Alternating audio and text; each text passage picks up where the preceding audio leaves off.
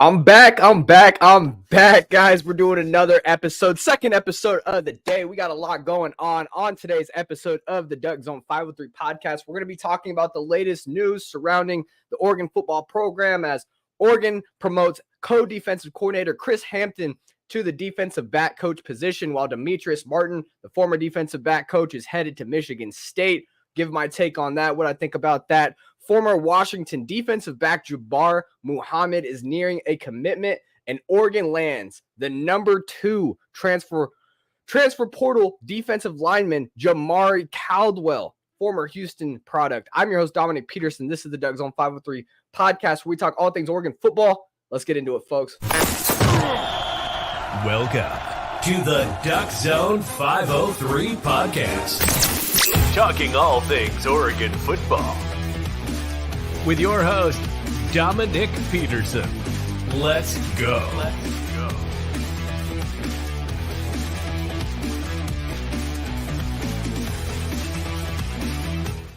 Welcome in, everybody. Glad you're joining us. Stick here because I'm going to be updating you on all things Oregon football today. The day is Thursday, January 16th, 2024. And I'm happy to be with you guys. Make sure that you're subscribed to the podcast if you're watching on YouTube. I know a lot of you watch on Instagram. Please, after this video, after this Instagram live is over with, please go hit the link in the bio. Go subscribe to our YouTube channel or Spotify to rewatch this episode if you'd like. If you guys are listening after this is out, please subscribe to the podcast on YouTube. Please rate the podcast. 5 stars on Spotify helps us grow in the algorithm, as you know, all that good stuff. We're in our houses. It is cold as a mother outside, man. Let me tell you, I got jackets on in the house. I got heaters on full blast. It's an ice storm, but that's why we're here right now on the DuckZone503 Podcast to talk about this. Let's get into it. Topics of the day today that I'll be getting into is number one, first off, we had early in the day is Demetrice Martin is off to Michigan State. How big of a loss is this for Oregon? I see a lot of people thinking that this is not such a big move and we're going to be all right. I see a lot of people freaking out, like saying, whoa, dude, this is a big recruiter. Watch out. What's my take? I'll give you my take on that here in a second. Second topic of the day that we'll get to is Oregon promotes co-defensive coordinator Chris Hampton to the defensive back coach. This was a big question right when the news broke of when Demetrice Martin was leaving. Okay, who's Oregon going to go get? There's a few candidates, a few hours, and real quickly, Oregon shored that up by promoting within. A great thing you like to hear. Chris Hampton was also reportedly offered other P5 jobs. He could have left Oregon as well, decides to stay and be promoted. So who's Chris Hampton? Is this a good move for Oregon? I'll give you my take on that as well. And then Jabbar Muhammad, this is a transfer portal target that Oregon really wants. Former Washington defensive back, their best defensive back is in the transfer portal. He is nearing a commitment. Which schools are going after him? When is he going to commit? I'll talk about that. And then last but not least, that we'll talk about on this podcast is former Houston defensive lineman, number 2 defensive lineman transfer portal prospect, Ja'Maree Caldwell, committed to the Ducks about four days ago. And I just never talked about that yet. So I thought this would be a good opportunity today to get into it. So without further ado, we're going to get into the topics. Number 1 being Oregon cornerbacks coach Demetrice Martin to take the job at Michigan State. Is this bad? Is this good? Hold on just one second. Water breaks, baby. Shout out Notorious Poncho in the live, man. He's going to be a star next year. Everybody go follow. Crosby Cub, what's up? What's up? Axon Jackson up to SCO. Yes, sir. Go Ducks. Appreciate everybody for tuning in. Thank you for tuning in.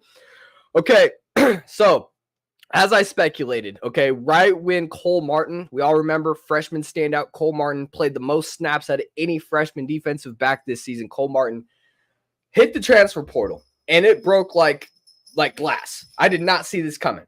I did not see this coming at all. Cole Martin, he was a future star. Seen the field a lot. He's a little undersized, but let me tell you, this kid can play. This kid can play, man. There's no doubt why he was on the field a lot as a freshman this past season. And he hits the transfer portal, later committed to Arizona State and Kenny Dillingham. As you know, Kenny Dillingham was a former offensive coordinator here when Dan Lanning first came to Oregon. Took the head coaching job at Arizona State in the 2022 offseason. And now you see what he's doing there at Arizona State. Cole Martin is going to join a familiar staff, a familiar face, and go there. Right when that news broke, I had a speculation that Demetrice Martin was leaving. Now it took a little while. And because it took a little while, I thought Demetrice Martin might just be staying. It might have just been Cole wanted a new scenery. I don't know the exact reason why Cole left, but I think we got it now, right? Cole, his father, Demetrice Martin, leaving for Michigan State to join Jonathan Smith. And this was a big speculation of mine right when Cole Martin left for the transfer portal because, look, Demetrice Martin, Cole Martin's father, he played at Michigan State from 92 to 95. He was a first-team All-Big Ten in 94, leading the Big Ten with 7 interceptions. This dude was a dude playing for the Spartans in the 90s. Now he has 15 years of experience as a Pac-12 defensive back coach, regarded as one of the best recruiters in the country at his position. And, you know, for Oregon, if you look at this, in my opinion, this is kind of a big loss for recruiting. Because we don't know what the young Chris Hampton is yet. And I'll get into Chris Hampton in a second. But this was definitely speculated, definitely happened. He's out off to Michigan State. And look, Coach Martin, he bring in Christian Gonzalez. We all see what Christian Gonzalez turned into. He bring in Kyrie Jackson. We see what Kyrie Jackson turned into. He bring in Jaleel Florence. We see what Jaleel Florence is becoming. So this is a guy that has an eye for talent for sure. But has the results been there for Oregon? That's my question for Demetrice Martin. You know, before coming to Oregon, Martin spent time with the Colorado Buffaloes, Arizona Wildcats, UCLA Bruins, Washington Huskies, and USC. He's been all around the Pac-12. This guy's a well-known West Coast commodity.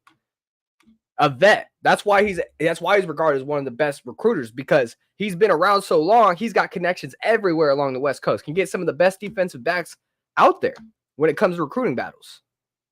So now he joins Jonathan Smith out there in Michigan State, who took the job after, you know, Oregon State. They're going to the Pac-2 now. So Jonathan Smith goes to Michigan State. He's building his staff, and I had a huge speculation this was happening when Cole Martin decided to hit the transfer portal. I just didn't know where. I had a good idea maybe that he was going to Michigan State because Jonathan Smith's building that coaching staff up, and this is a great hire for Jonathan Smith, no doubt.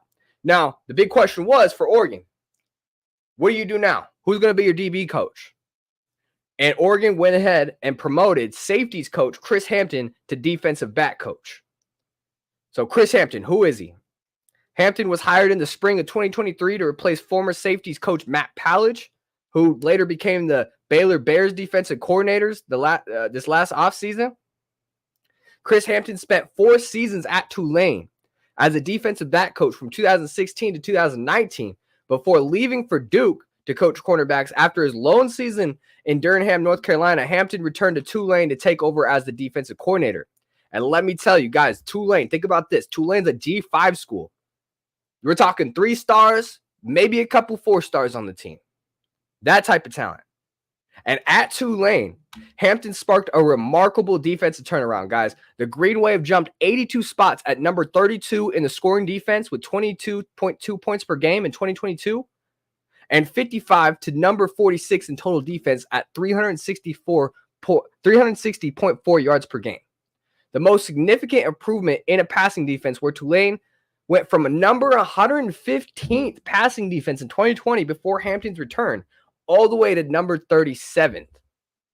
And thank you, Jared Mack of 247 Sports, for providing that information, because that right there highlights the development of Hampton. Okay. Zenitz also reported, look, it's not that Oregon didn't have no choice or that Hampton, you know, it could have easily just took this. Hampton was reported to turn down also multiple defensive coordinator jobs. So not just be a position coach, but he could have been a defensive coordinator at other Power 5 schools. But he decides to stay with the Ducks. And that information was coming through Matt Zenitz of 247 Sports. So thank you, Matt Zenitz, for that. Zenitz also included a tidbit that both Brian I do not know how to say this guy's name, Brian Makowski, and Rashad Wadu, pretty much. Rashad Wadu, Brian Makowski are expected to be promoted as well into bigger roles for linebackers and cornerbacks, respectively. Sounds like Rashad Wadu will take that role that Chris Hampton Chris Hampton took over before going to the defensive back. So Wadu will be working with the cornerbacks as well, while Brian Mikowski will be working with the linebackers. So everybody gets a little promotion. Oregon stays within. It's nice to see Oregon hiring within, keeping the family. We've seen this a lot way back in the day in the early 2000s. How Oregon hired always within. It's kind of a new thing that Oregon went out and hired Mario Cristobal, went and hired Will Taggart, went out and hired Dan Lanning out in the South, because before then you really hired within if you were Oregon, right? Going from Mike Bellotti to Chip Kelly and stuff like that, from go on and so on. And to see this, I really enjoy this as a long lifetime Oregon fan. There's nothing wrong with going out and getting the best of the best out there, but to keep it in-house, I really do enjoy that. Now, look, here's my take on the whole Demetrice Martin, Chris Hampton deal. Is Demetrice Martin a big loss for Oregon? That's the big question. Now, look, Demetrice Martin was a huge part of this team. One of the best recruiters on this team, hands down. One of the most experienced on this staff, hands down. Oregon now has to look at a young guy like Chris Hampton. He's a young guy with his best resume coming from Tulane. You go from a guy, Demetrice Martin, who has had success everywhere on the West Coast, to a young guy who did his thing at Tulane, but now you're playing in the big leagues, and now you're the guy. So it's going to be interesting to me, especially on the recruiting side of things. This is Demetrice Martin's the guy that bringing Christian Gonzalez, Kyrie Jackson, Jaleel Florence. You see what he's becoming. This is a guy that has an eye for talent and that can land talent and has connections. Now, I'm sure Demetrice Martin didn't just up and leave and didn't give Chris Hampton any game to this on how to be a great DB coach. I'm sure he has some notes from Demetrice Martin back in Eugene to help him out. I have no doubt about that. And when it's being reported, here's the pro here. When it's being reported that Chris Hampton was offered multiple defensive coordinator Power 5 jobs and he declined that to stay at Oregon. I mean, one word, guys, I got it tatted on me. Loyalty. This says loyalty. And Dan Lanning and Chris Hampton, they're showing that right there. Loyalty, guys. No doubt about it. And he also led Tulane to an exceptional defense with G5 talent. I can't wait to see what Chris Hampton could do with the Ducks, man, as the main guy now. Because it's a guy that is younger, maybe easier to connect with. And look, let's be real here. The defensive back position, Crosby Cup, RDBs were cool until they went out against elite wideouts against Washington. Hey, that was almost any school, man. I don't think it was just RDBs, man. That was any school. But you have a point. And you got a point too. Where was Oregon's weakness this last season? It wasn't up front. The only time Oregon really got beat up front was in the Pac-12 championship. That was the only game I could say Oregon probably got beat up in the defensive line. But up front, Oregon was stout, man. They did not give up a thing. Top 10 in rushing defense. Got after the quarterback plenty of times, plenty of hurries, plenty of pressures. They had a stout D-line. It was that secondary that allowed a lot of yards.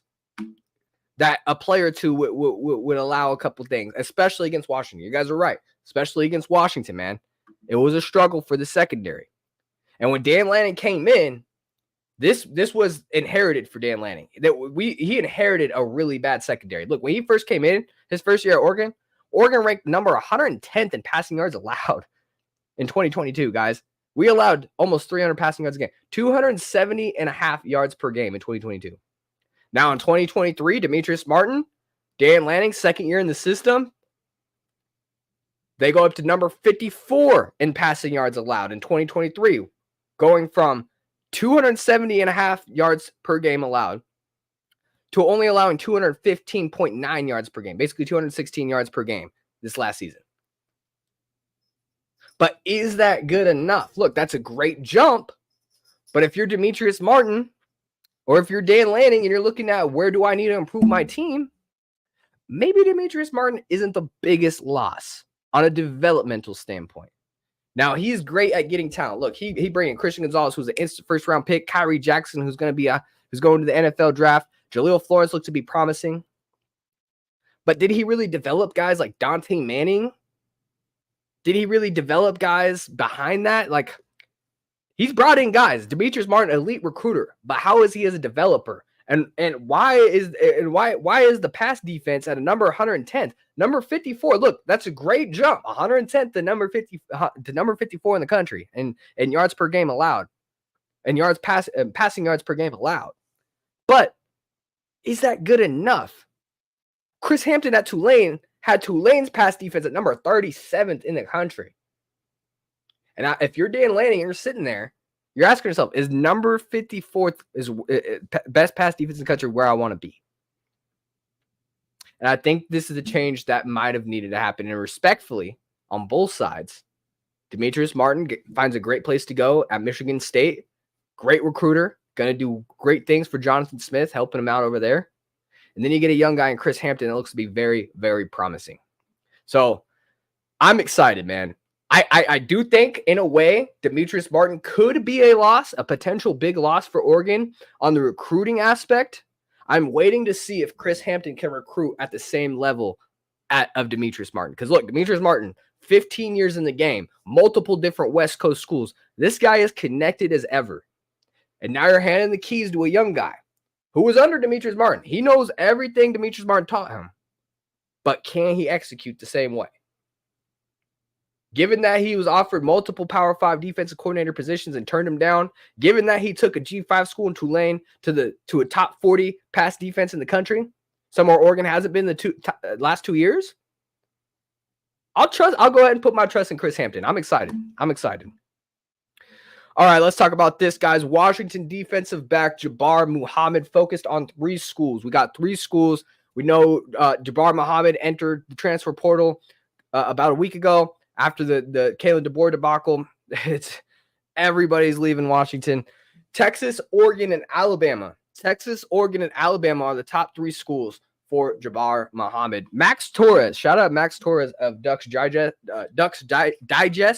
Jeez, I can't speak today, guys. No, shout out for real. Max Torres of Ducks Digest. He went ahead and spoke with Jabbar Muhammad about his decision to enter the transfer portal and the latest in his recruitment in general. And here's what Jabbar Muhammad had to say. He said, "This is getting wrapped up this week, so we know a decision is coming soon. We know it's coming soon."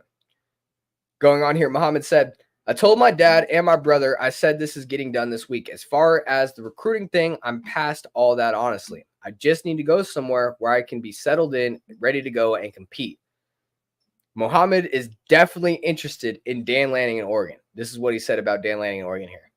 Coach Lanning and that defensive staff are honestly just building something really good there. They got the pass rush, they got the backers, they got DBs.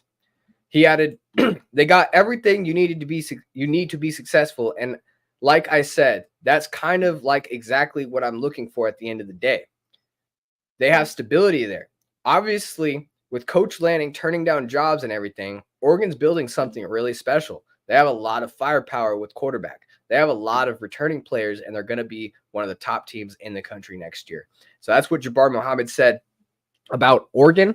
Now, here's my take on where he goes. Jabbar Muhammad is from Texas. Oregon, it's reported that they went out and did an in-home visit with Jabbar Muhammad. They're trying to land him. He's from Texas. The Texas coaching staff also did an at-home visit, and they're pushing hard for him. His former coach is at Alabama. Is he going to follow his former coach and go to Alabama? Is he going to come to Oregon, where this is an easy move? You're right there in the Northwest, and you could develop here at Oregon. But here's the thing: I think Oregon's third in this decision. I think he respects Oregon. I think he respects Lanning. I think he genuinely thinks Oregon is doing some good things. But for him to best fit in on where he's familiar, I don't think there's a coach at the Oregon coaching staff that he's familiar with. I guarantee there's coaches in Texas that he's familiar with. I guarantee, I almost 100% guarantee his former head coach just went to Alabama. So if I'm Jabbar Muhammad, where do I think he's going? I'm crossing Oregon off the list. Like that's the rival school I was just at. As much as I want Jabbar Muhammad to come here, that's the rival school I just played against. And I don't really have as many connections as I do in my home state of Texas or if I went to Alabama. So where does that leave you? You got Texas or Alabama. Texas is rising. They did get beat by Washington. They're having a hell of a transfer portal time right now, and that's his hometown. He can end his college career on a playoff team playing in his hometown.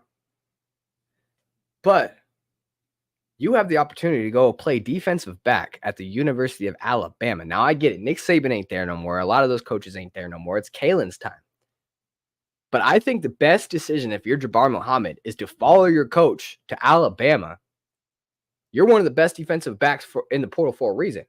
Go play where the best defensive backs play, man. That's what I would say to him. And then you're comfortable around Kalen DeBoer and that coaching staff, and you're going to get developed at one of the best places to be developed. Alabama, man. So my take, I think Jabbar Muhammad goes to Alabama. I want him to come to Oregon. I would love him to come to Oregon. But I think he goes to Bama, follows his coach.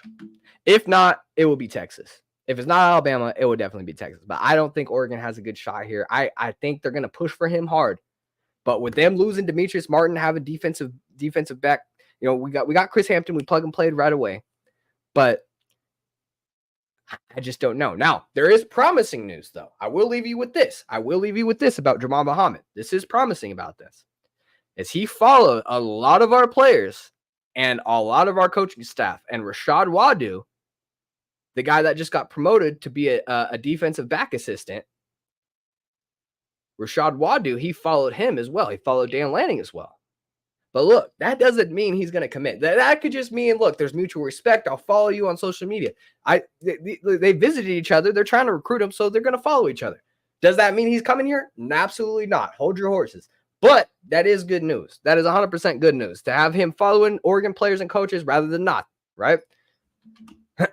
Juan says, I think his cousin plays at Texas. Yes, his cousin does play at Texas. Malik Muhammad plays at Texas as well. So I just think, look, at the end of the day, I think Jabbar Muhammad would just be way more comfortable in his hometown of Texas or with his former coach. I don't think there's a lot to pitch here at Oregon for Jabbar Muhammad. Other than, look, you're going to have a coach that will stay here, but Jabbar Muhammad's going to leave after this next year. He's a top-round NFL prospect if he has the same year he just did.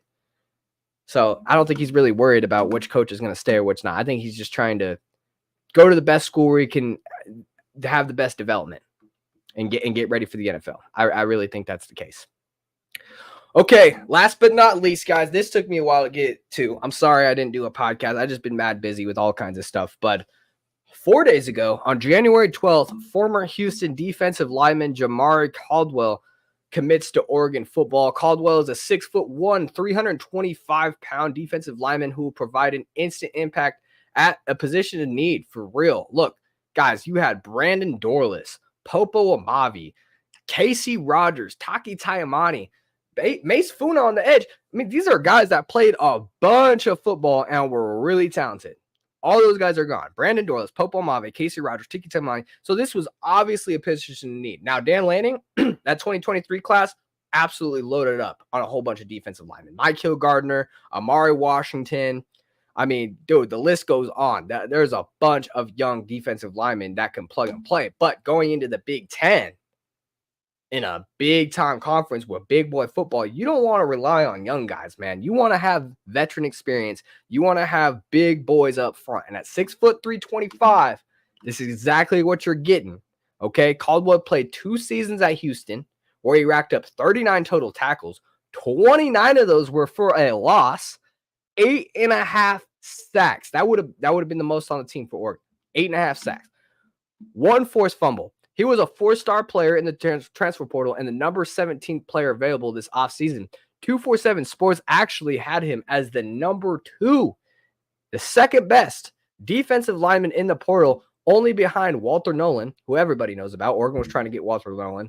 He obviously committed to Ole Miss. So what does Dan Lanning do? Oh, we can't get the number 1 guy? We'll just go ahead and go get the number 2 guy then. No problem.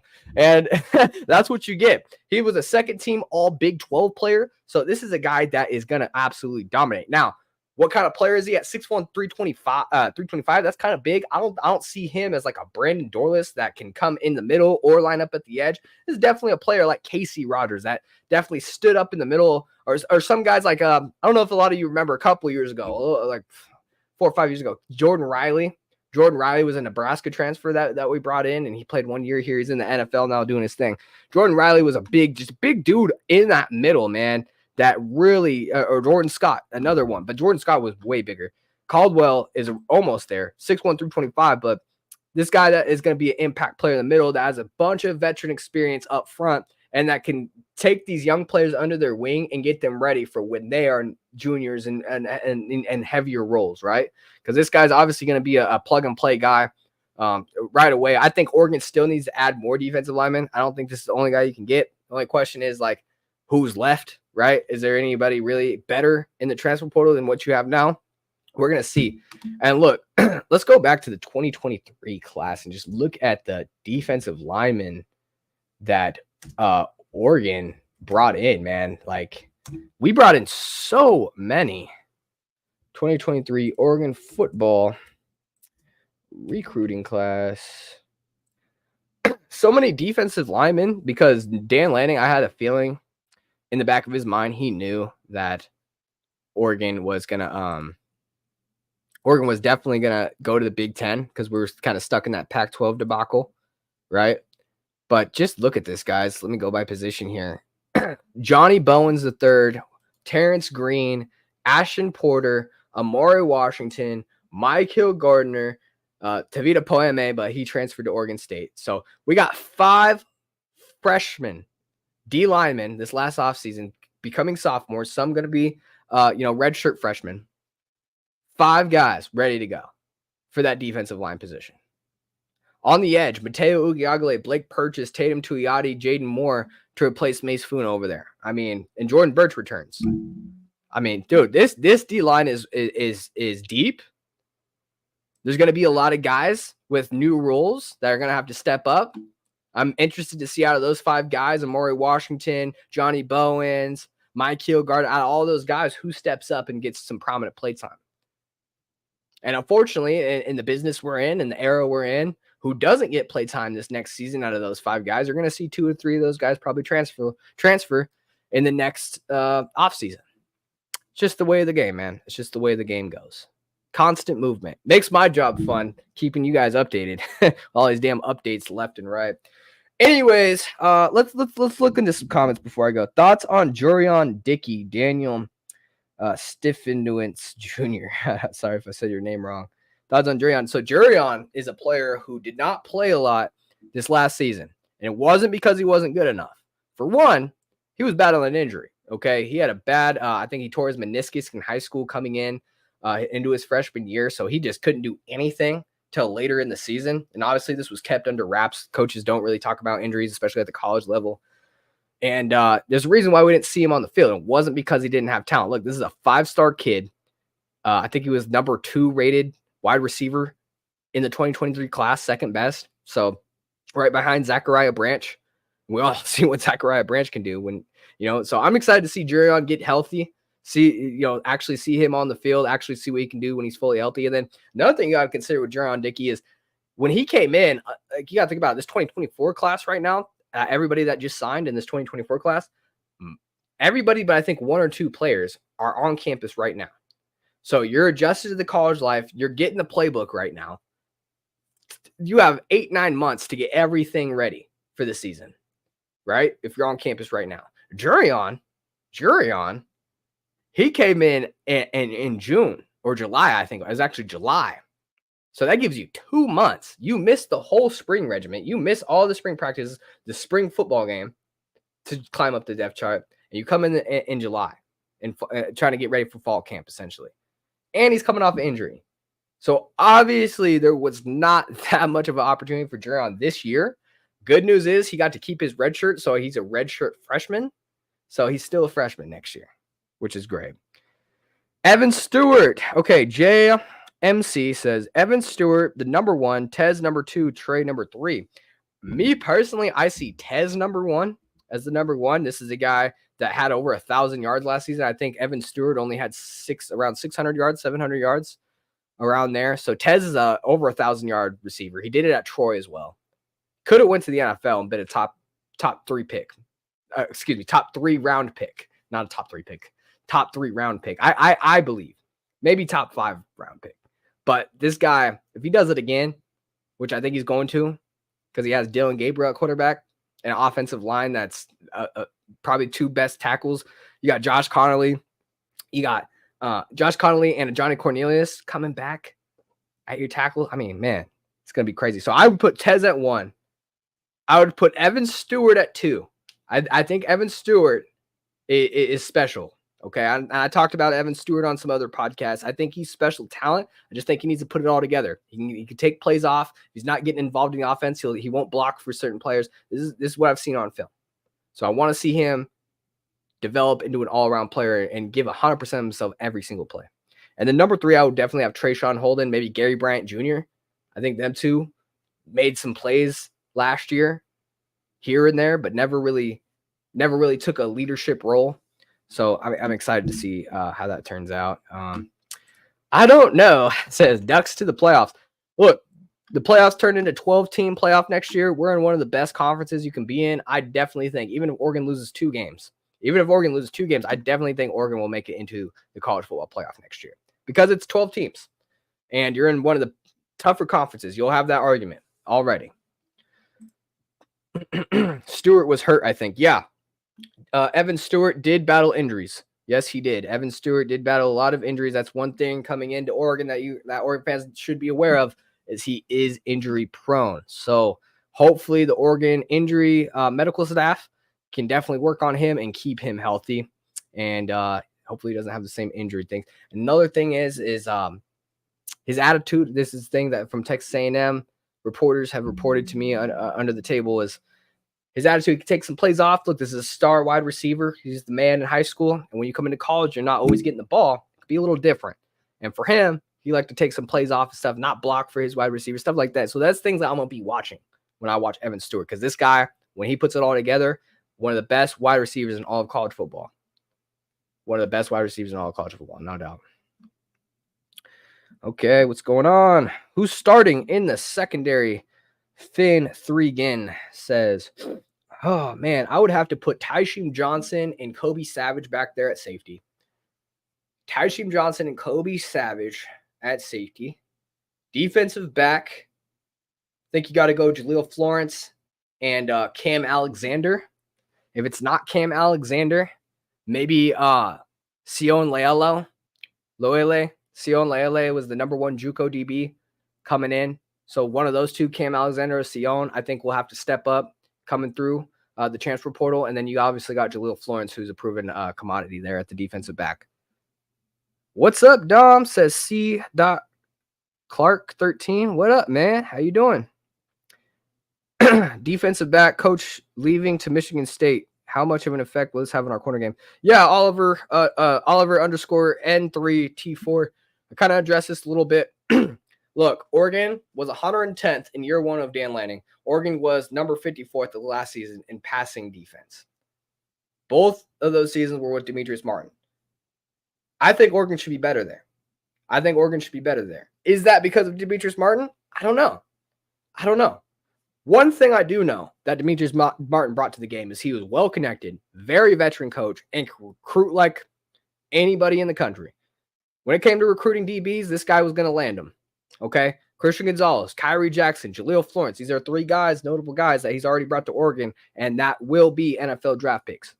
One's already in the NFL. So that's a huge loss. I think Chris Hampton's a young up-and-coming guy. He's turned down multiple P5 offers as a defensive coordinator. He wants to stay at Oregon. Other schools are definitely interested in what Chris Hampton's doing. He took a G5 school in Tulane and made them one of the best defensive G5 schools in the country. So I'm excited what he can do with the talent at Oregon as the main guy. Edward Hendricks, what's up, my boy? What is up? Oh, man. Okay. Yeah, I appreciate you guys. It's getting late. It's 10:30. I'm going to get out of here. I appreciate everybody for tuning in once again. Please hit that like and subscribe button if you're watching on YouTube. If you guys are listening on Instagram, please, when I exit out of this live, click the link on my bio. Go subscribe to either YouTube or Spotify, whatever you use more. And if you're listening on Spotify right now, hit that 5-star rating. Please rate me 5 stars. Helps with the algorithm, helps grow the channel. Appreciate everybody for tuning in once again. As always, I'll see you in the next podcast. Go Ducks.